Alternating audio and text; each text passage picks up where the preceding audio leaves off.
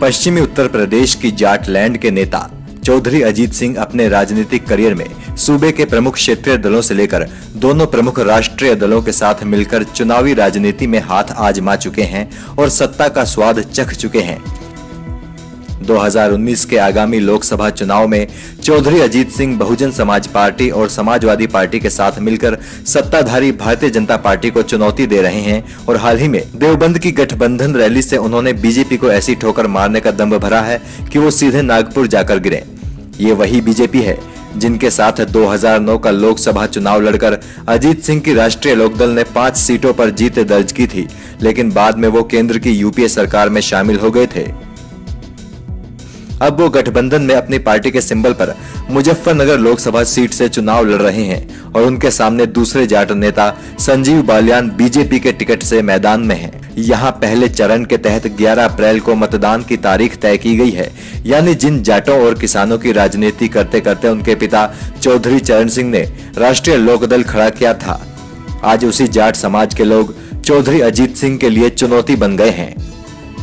2014 में हारने के बाद अजीत सिंह ने 2019 लोकसभा चुनाव में बागपत लोकसभा सीट से न उतरने का फैसला किया है। ये पहला मौका है जब अजीत सिंह बागपत के अलावा किसी दूसरी सीट से चुनाव लड़ रहे हैं। इस लोकसभा सीट के सभी 5 विधानसभा क्षेत्रों में मुस्लिम मतदाता भारी संख्या में हैं। लगभग 17 लाख मतदाताओं के बीच मुसलमानों की संख्या 26% है, जिसके बाद 15% जाटव और लगभग 8% जाट हैं। 2014 में बालियान ने बसपा के कादिर राणा को 40,000 वोटों से हराया था, जिसके बाद उन्हें नरेंद्र मोदी सरकार में मंत्री पद दिया गया था।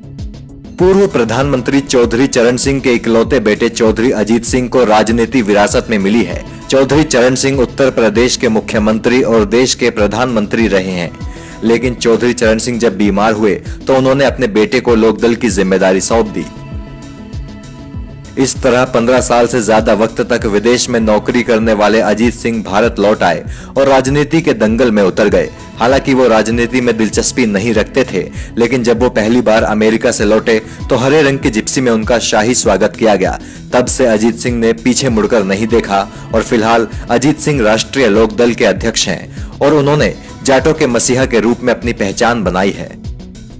एक दिलचस्प बात यह है कि इस सीट से अजीत सिंह के पिता चौधरी चरण सिंह चुनाव हार चुके हैं। उन्होंने साल 1971 में इस सीट से चुनाव लड़ा था, जिसमें उन्हें हार का सामना करना पड़ा था। अब 48 साल बाद चौधरी अजीत सिंह मुजफ्फरनगर सीट से चुनावी रण में उतरे हैं और उनके सामने एक दूसरे जाट नेता के रूप में संजीव बालियान हैं, जो मोदी सरकार में मंत्री भी रह चुके हैं और मुजफ्फरनगर दंगों के चलते चर्चाओं में भी रहे हैं।